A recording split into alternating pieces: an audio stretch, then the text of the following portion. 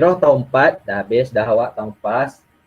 Di tahun 5 ni tugas besar awak adalah awak kena ulang kaji tahun 3, 4 dan 5. Okay. Okay. Jadi kita cuba sepantas mungkin tahun 5.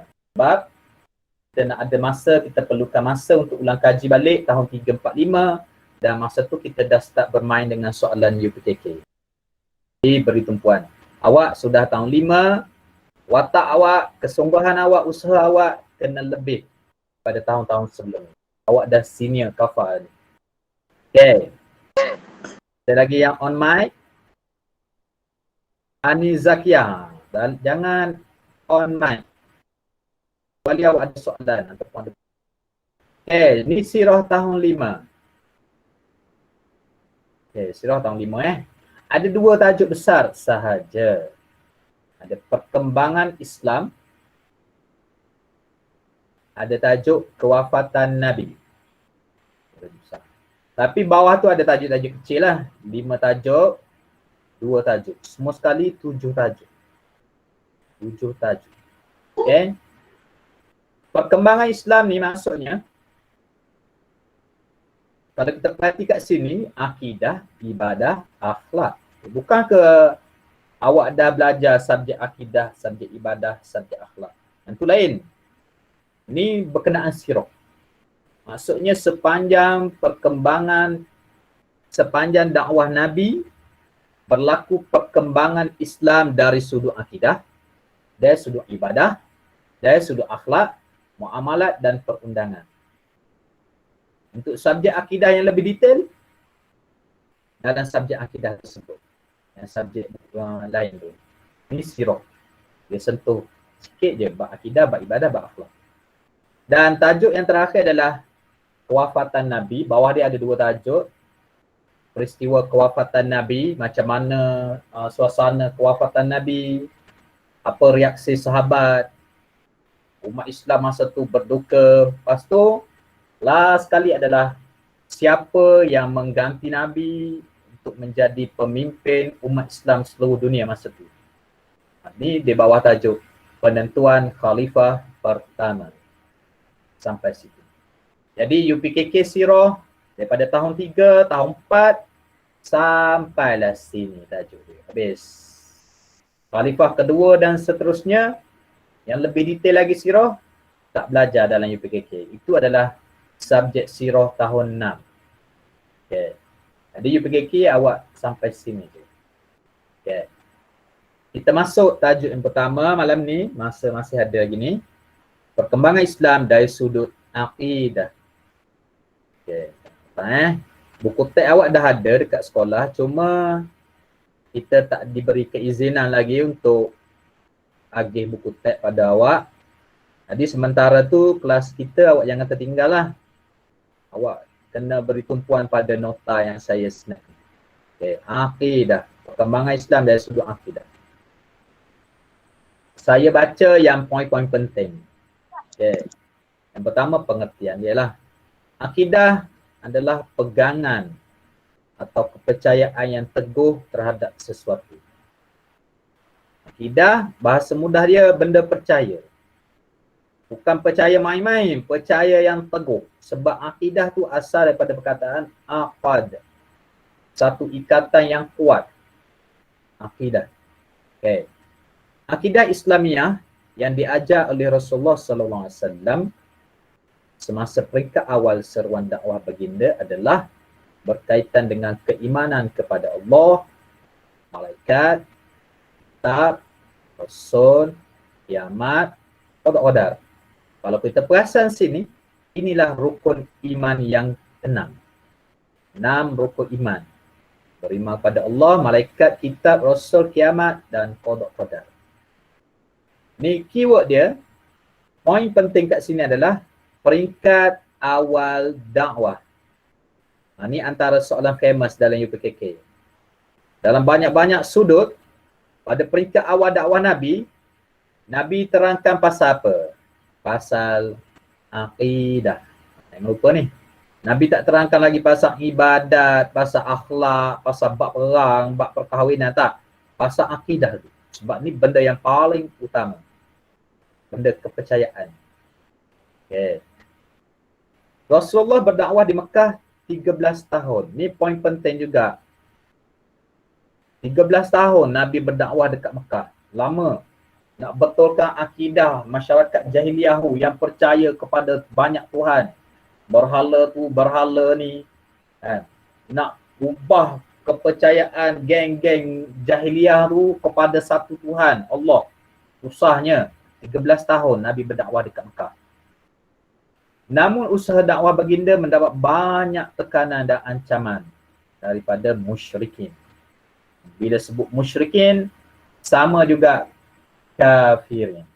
Musyrikin maksudnya orang kafir lah. Okay. Ajaran Islam hanya berkembang luas selepas Rasulullah berhijrah ke Madinah. Okay. Rasulullah mengembangkan ajaran Islam di Madinah 10 tahun. Ini matematik, jangan lupa. 13 Mekah, 10 tahun Madinah. Itu dakwah Nabi. Campur ni jadi 23. Jadi Nabi berdakwah semua sekali 23 tahun. Cukup 23 tahun, Nabi pun wafat. Itu cerita ringkas dia. Next. Yang pertama, dia sentuh dalam beriman kepada Allah atau peristiwa yang berlaku dalam sirah. Sebelum Islam, saya baca yang poin-poin Sebelum Islam, masyarakat Arab tidak mempunyai pegangan yang tetap. Arab jahiliah. Mereka mengamalkan ajaran nenek moyang mereka.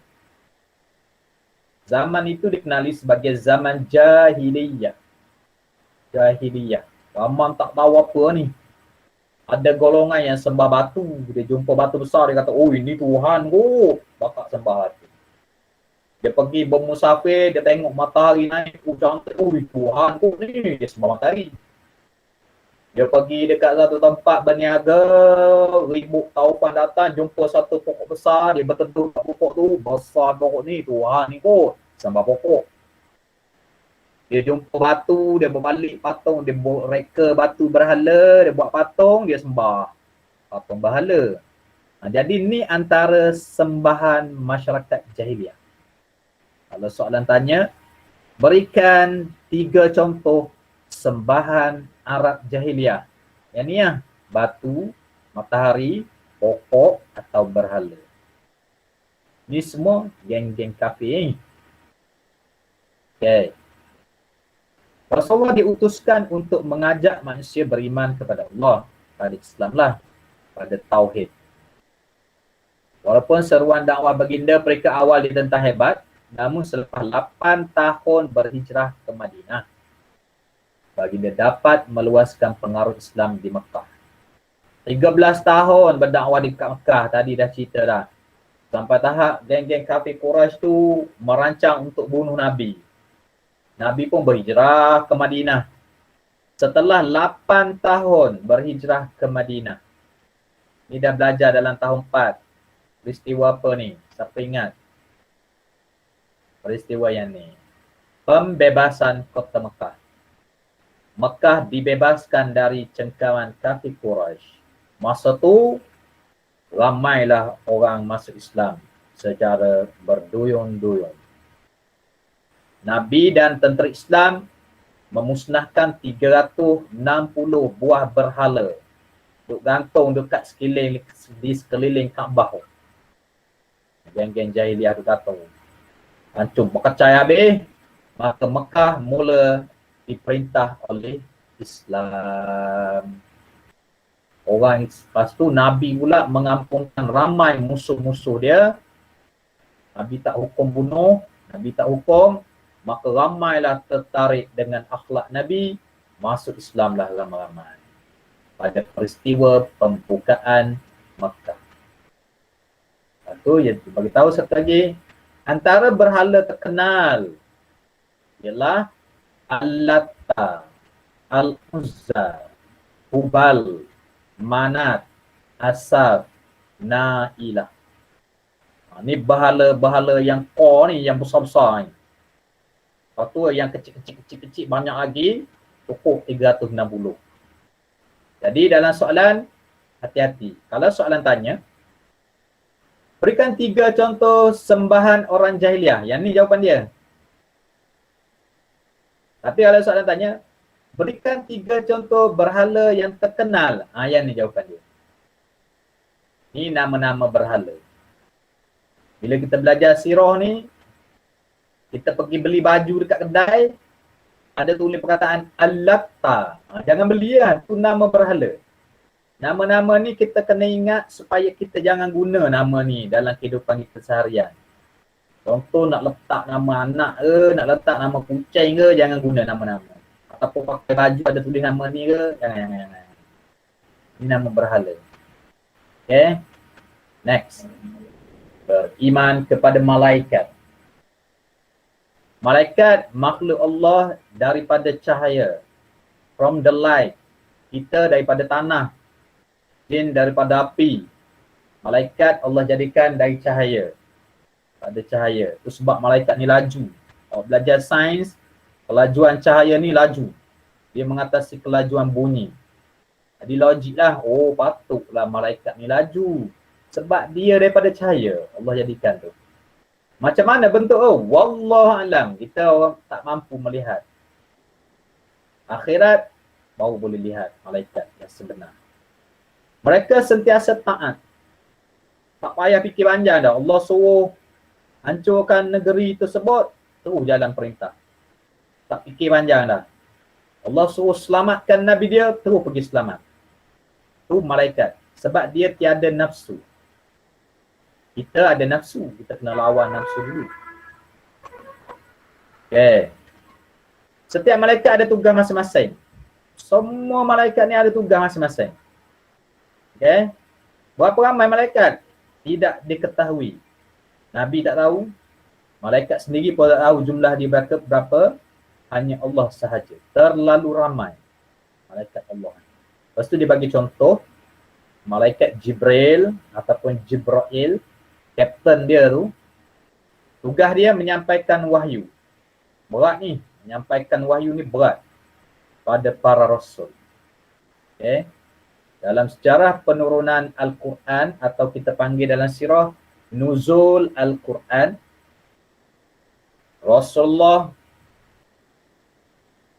sendiri menerima wahyu pertama di Gua Hira menerusi malaikat Jibril. Ini poin dia. Sirah ni poin-poin penting ni. Di mana Rasulullah menerima wahyu pertama, Gua Hira. Siapa yang sampaikan? Jibril. Jangan lupa. Next. Ada lagi yang baru sampai. Yang terlepas, yang baru sampai, insyaAllah saya akan cek balik selepas kelas esok ke lusa ke. Video ni kita rakam, kelas kita ni kita rakam. Lepas tu nanti saya akan bagi link. Awak boleh ulang kaji ataupun tonton balik dekat situ lah. Mana yang tertinggal. Okay, ada dalil sikit. Kita baca. A'udzubillahi minasyaitonirrajim. Alhamdulillahi fatiris samawati wal ardi ja'ilil malaikati rusulan uli ajnihatim matna wa thulatha wa ruba'. Segala puji bagi Allah pencipta langit dan bumi yang menjadikan malaikat sebagai utusan menguruskan pelbagai urusan, yang mempunyai sayap. Ni Allah bagi tahu jelas. Malaikat dia tu ada sayap. 2, 3, 4 dan seterusnya, wallahu a'lam. Maksudnya berbeza-beza. Diceritakan Nabi bagi tahu dekat sahabat, Jibril mempunyai 600 sayap. Kapten dia kan, hebat lah tu. Nabi pernah melihat rupa bentuk malaikat Jibril yang asal. Kita tak mampulah. Beriman kepada Nabi dan Rasul yang seterusnya. Ada juga dia terangkan ini. Yang ni pengertian Nabi dan Rasul, awak kena pandai beza. Nabi adalah lelaki. Semua Nabi lelaki. Dia ada perempuan. First, kena tahu yang tu. Dia adalah dipilih oleh Allah. Dia bukan melantik diri sendiri. Dia bukan dilantik melalui pilihan raya. Bukan orang lain yang lantik dia. Kan, pilihan Allah. Dia anugerahkan wahyu. Allah sampaikan wahyu untuk dirinya sahaja. Kalau dia berkahwin, dia ada keluarga, untuk diri dia dan keluarga sahaja. Dia tak wajib sampaikan wahyu pada orang lain. Tu Nabi. Kalau Rasul, lelaki pilihan Allah, sama macam Nabi. Lelaki pilihan Allah. Dia anugerahkan wahyu, sama lagi macam Nabi. Untuk dirinya, sama lagi macam Nabi. Tapi ada satu lagi, wajib disampaikan kepada umatnya. Ini perbezaan ketara antara Rasul dengan Nabi. Kalau Nabi sampai sini je pengertian dia. Kalau Rasul dia ada yang ni, tugas lagi berat. Wahyu yang dia terima dari Allah melalui Jibril tu, dia kena sampaikan kepada umat dia. Baru lepas tanggungjawab baginda Rasul. Bukan Nabi kita saja ni, semua Rasul lah. Jadi kalau orang tanya kita, Nabi dan Rasul mana tinggi pangkat? Tinggi pangkat Rasul lah. Sebab dia ada yang ni lagi. Tugas tu. Okay. Dalil. A'udzubillahi minasyaitonirrajim. Wa ma nursilul mursalina illa mubashshirina wa munzirin. Faman amana wa aslaha fala khaufun alaihim wa la hum yahzanun. Surah An'am. Bukan ta ni huruf nun. Tidak cetak. Para rasul yang kami utus itu adalah untuk memberi khabar gembira dan memberi peringatan. Setiap Nabi dan Rasul dia bawa dua. Bukan dia bawa berita gembira saja. Bukan dia cerita, oh semua orang Islam masuk syurga apa kali. Tapi dia bawa juga peringatan. Apa dia? Neraka. Kita syurga, dia cerita juga balasan bagi orang yang ingkar pasal neraka. Barang siapa beriman dan beramal soleh, dia mesti pair, kena beriman, kena beramal soleh. Maka tidak ada rasa takut pada mereka dan mereka tidak bersedih hati. Orang lain dekat akhirat semua dalam ketakutan. Orang beriman dan beramal soleh, mereka tidak berasa takut dan tidak bersedih. Okay, next. Beriman dengan kitab. Ini antara tajuk yang famous juga soalan dia, terutama dalam subjek akidah tu sendiri. Dari PKK. Allah menurunkan 4 kitab. Taurat, Musa, bahasa Ibrani. Dia punya keyword dia kena ingat tu. Taurat, Nabi Musa, bahasa kitab tu bahasa Ibrani, bahasa Israel, Yahudi. Bahasa Israel. Zabur, Nabi Daud, Qibti. Injil, Isa, Syriani. Al-Quran, Muhammad, Arab. Ada 4 kitab dan siapa Nabi yang menerima kitab tu, bahasa apa kitab tu. Ini kena ubah hafal. Al-Quran kitab terakhir. Kekal sehingga kiamat. Daripada sejak zaman Nabi sampai zaman kita, mana-mana tangan-tangan jahat, musuh-musuh Islam ingin merosakkan Al-Quran, nak ubah walaupun satu huruf, ia tidak akan berjaya.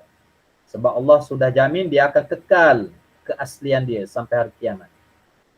Dan satu lagi, dia adalah mukjizat terbesar Nabi kita. Aduh, banyak-banyak mukjizat. Awak dah belajar sirah tahun 3. Quran, mukjizat terbesar. Ada soalan setakat tu? Tak ada. Okay, saya terus. Sikit lagi. Beriman kepada kiamat. Kiamat adalah hari kehancuran, kemusnahan alam. Bukan bumi. Alam semesta. Bukan planet bumi saja. Kita belajar sains solar system. Planet lain pun ada lagi dalam galaksi Bima Sakti. Lepas tu galaksi Bima Sakti bukan tu je, ada lagi galaksi, jutaan galaksi lagi di sekeliling kita. Itu semua alam semesta, the universe. Hari kiamat nanti itu semua hancur berkecai. Itu kiamat. Semua makhluk dimatikan, termasuk Nabi dan Rasul, termasuk malaikat Allah. Sampai satu tahap, Allah hidupkan balik malaikat Israfil, tiup sangkakala, bangkitlah Nabi kita, bangkit semua sekali, hidup semula, bergerak kepada mahsyar. Kenapa bergerak ke situ? Ini peristiwa untuk dihitung amalan baik dan buruk. Itu kiamat secara umum. Sebab Arab Jahiliyah, baru dia masuk sirah. Sebab Arab Jahiliyah tidak mahu menerima dakwah Nabi kerana enggan beriman dengan hari kiamat. Salah satu dia tak nak beriman dengan Islam tu, geng-geng Jahiliyah dulu, dia tak nak beriman dengan hari kiamat. Dia takut. Ya, ada soalan? Tak ada. Dia takut nak beriman dengan hari kiamat. Biasa orang jahat, dia biasa buat jahat, kan? Bila sebut pasal dosa, pahala, neraka apa semua, takut. Tak nak beriman yang ni. Okay. Keimanan kepada hari akhirat menyebabkan mereka terpaksa menukar gaya hidup selama ini yang penuh maksiat. Maksiat dah sebati dah dalam diri. Nak ubah, tak nak. Tu terus tolak ke tepi, beriman dengan hari kiamat. Ingat siapa tak beriman dengan salah satu rukun iman, contoh tak beriman dengan hari kiamat, 5 rukun iman yang lain burn, habis, batal, jadi kafir. Jadi kena hati-hati. Semua rukun iman wajib kita beriman. Hakikatnya mereka sedar apa yang dilakukan mereka salah dan dimurkai Allah. Memang orang kafir ni sebenarnya di sudut hati mereka dan mereka tahu bahawa Islam ini adalah agama yang benar kalau mereka jujur. Tapi sombong dan kerana syaitan memperelokkan perbuatan maksiat dia orang. Itu sebab pintu hati tertutup dari ajaran Islam.